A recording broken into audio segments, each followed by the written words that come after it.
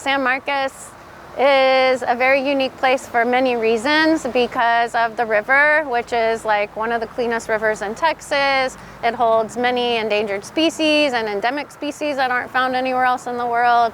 I mean, a lot of communities have rivers in the middle of them, and most of them are not suitable for swimming or a lot of recreational activity. We are incredibly lucky to have this thing just spurting out of the ground, literally, into this beautiful lake. And then to have this river at our disposal, literally open, free to the public, and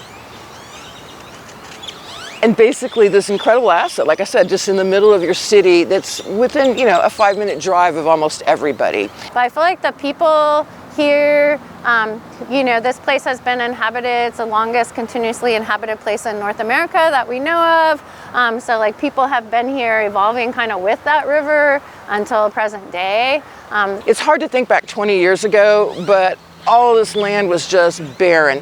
I know you're looking at the rock walls and things like that, but it was all just dead dirt everywhere because we had so much activity on the river.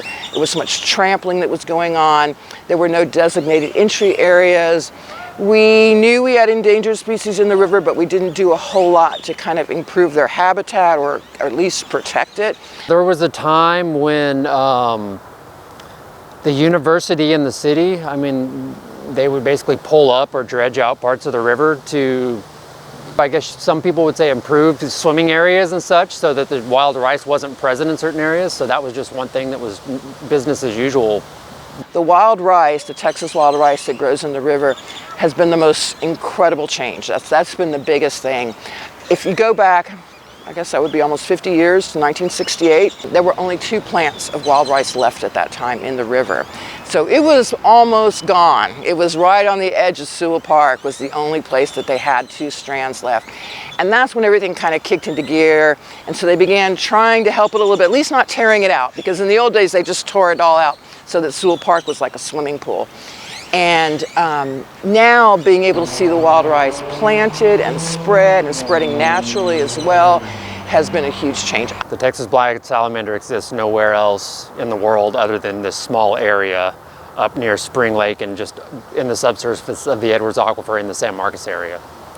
Same with the Texas wild rice and the San Marcos salamander. They don't exist anywhere else other in the world other than this small area of San Marcos. So if we're not to protect them here, there's no other populations that would sustain their overall population in the world. A lot of people ask them, why do I care about a little fountain darter or a little salamander? Who cares, right? Well, really the answer is because of their protection is the reason why we have our river still flowing today. So they require specific stream flow, and without having their protection in place, we wouldn't have pumping, management of pumping of our aquifer, right? So really teaching people the importance of these species and their protection, and their protection basically protects the river as a whole and its continued flow.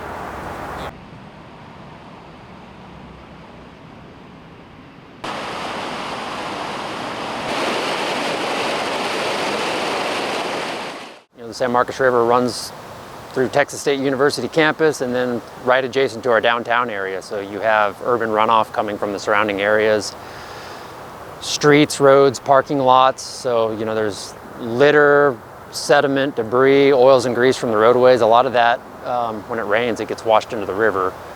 And in high enough abundance, it can affect the endangered species and the health of the river. We thought when we first started testing water quality that the amount of oxygen in the water would be the most critical thing for the plants and for the salamanders and the fountain darters and the endangered species.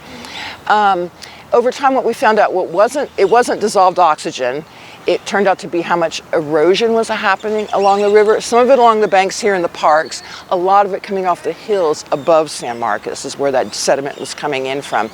And there's been a lot of work and a lot of money now to fixing all the stuff up on North LBJ, basically, to try to have less sediment coming into the river during major flood. So there's a lot of things that the city has done in recent years to try to manage and clean up stormwater pollution in the form of bioretention basins or bioswales and other green stormwater infrastructure that helps to capture and treat stormwater runoff before it hits the river, because it can negatively impact the endangered species. we have really worked hard for 40 years to educate the local residents that this is a really cool river. It is super unique. It is something that is really, really special, and it absolutely needs special protection. So when you're talking about developments coming in and more wastewater disposal, all these things have an impact on the river. And so we are very pleased that this is a town that gets up in an uproar when it comes to things regarding the river. And that can go both ways. It can be the people who don't want the fences at Rio Vista and the people who do want the fences. We know that people need access because also, like, the river is a very healing, wonderful place. There's a reason people have been here for over 10,000 years. So we want to allow access, but we need to manage it a little bit to make sure that the resource is still healthy and the people stay healthy. If you have, you know, thousands of people in the river at one time, it's actually not super healthy for you either. We manage the way people access the river through stabilized access points and other areas that are off limits to river access. You know, we clean up litter. We deal a lot with management of invasive species. We try to balance basically recreation with habitat protection. Like I said, using your access points, picking up what you bring, not littering. So I think both of them can happen, you know, simultaneously and sustainably, as long as people are following the rules and disposing of litter properly and trying not to disturb habitat. We can only do how much we have people and budget for. So I think in the long run, you know, we would love to have extra people so we can offer more services. If you just take a walk in the park and pick up cigarette butts or bottle caps or any trash you see, those little things make a huge difference. You know, you're not going to get a lot of reward points in life, but doing things like that make a huge difference. We have almost monthly invasive species removal, which is on our website that you can sign up under Volunteer Opportunities Natural Area Work Days. We also have people can contact us directly if Tuesday mornings don't work for them. We are lucky that we are in a college town, so we have access to all kinds of volunteers and young people who can see this incredible thing and go, oh, okay, well, you can't just leave it alone and it'll be fine. It does need help along the way. Sometimes it's just to mitigate the damage we've already done. But I also think, you know, we do a lot with a little, and so we also are very resourceful, and that is a strength to have. So it would always be nice to have more money, more people, more time, but we're still accomplishing a lot with what we have.